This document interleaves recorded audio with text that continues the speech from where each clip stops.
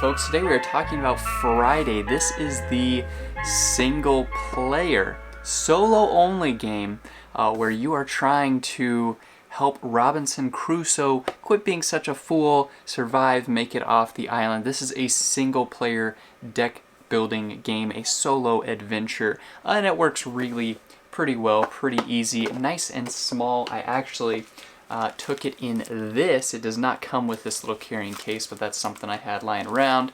And so you don't need this box. You can make it extremely small to run around with if you want. And really pretty cool. You've got these mats as well that come with it. You don't really need these, but they're helpful depending on how you are trying to play.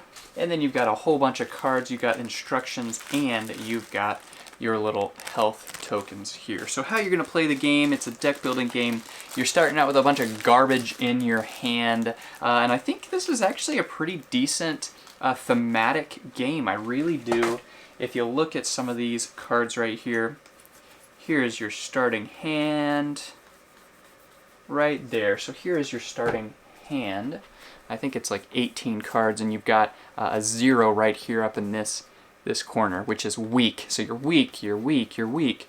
You're distracted, you're distracted. Those are -1s. And then you've got focused, which is 1. And then you've got eating, which gets you 2 life. And then you have genius, which is 2. So of all of these starting cards, you've got a total value that's not very high. You've got like 3 1s and a 2 out of all of these cards, and some of them are negative. So you're going to have these different challenges that you're flipping. So you're starting out with, let's say, these 2 challenges right here. You choose one of these. If you complete it, you flip it, and you actually add that to your hand, which is super cool. But you have 2 of these you get to choose. So do I want to fight wild animals, or do I want to further explore the island? It's going to tell you over here, depending on what level you're in, how many cards you get to pull. So I get to pull 2 cards, and I have to have a value of 3. That's probably not going to happen at the beginning of the game. So if I pull 2, let's say I'm at 0, failing is not too bad a thing, because when you fail, that's how you get rid of some of your bad cards. And then if you actually complete them, then you get that card. You flip it over. So later on, I'll be adding this into my deck. Realization, I get to destroy 1 card. That's great. Or I get +3, which is also really nice. There's a bunch of these challenges that you're going to go through, upgrade, and there's some final challenge cards that are really difficult. This is an overall just a really difficult game, by the way. And then you have some aging cards, which are all very bad as well. So when you go through your entire deck of cards, you get an aging card, which is bad. So you're trying to balance that out.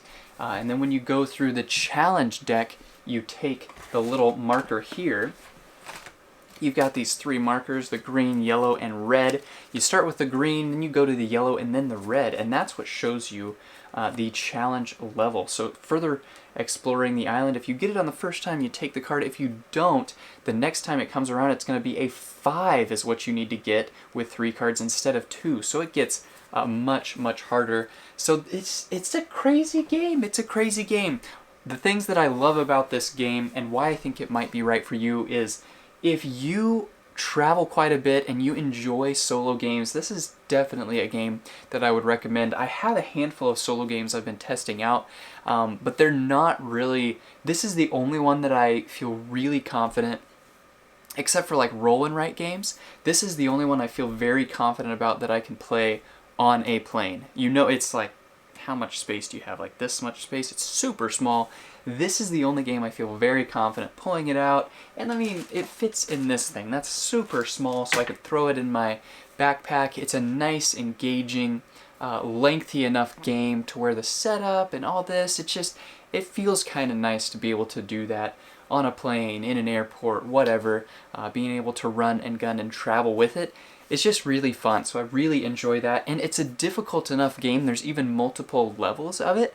It's a difficult enough game that I think it's a game that you could definitely keep coming back to over and over to try and adjust your strategy, and once you kind of know how to play. I don't know how much replayability there would be once you feel like you get it, but I'm not there yet, and I've played this a number of times on this trip. It's a very difficult game, and so I think to get to that level is going to take quite a while, and there's still going to be some amount of luck with the cards that you flip and decisions you make, all of this kind of stuff as well. So overall, I would definitely recommend this game if you enjoy deck building games and solo games. I think there's a nice variety of that. It's not going to be your Dominion style deck building where you have a bunch of options you choose. You have a little bit of choice between the two that you are going for.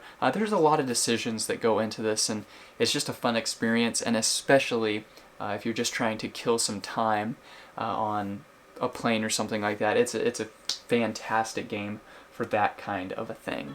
So that is Friday. Hopefully that gives you, just a nice little touch and a taste of this game, what it is, what it does, and why it may or may not be right for you. Thanks.